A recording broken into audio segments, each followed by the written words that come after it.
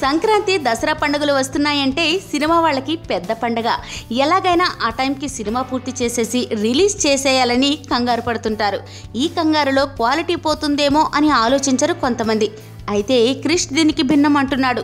Gautamiputra Satakarni movie ముందుగా అనుకున్నట్టుగా సంక్రాంతికే release చేయాలని ప్లాన్ చేశారట. కానీ కొన్ని కారణాల వల్ల సినిమా సంక్రాంతికి రాకపోవచ్చని క్రిష్ అంటున్నారట.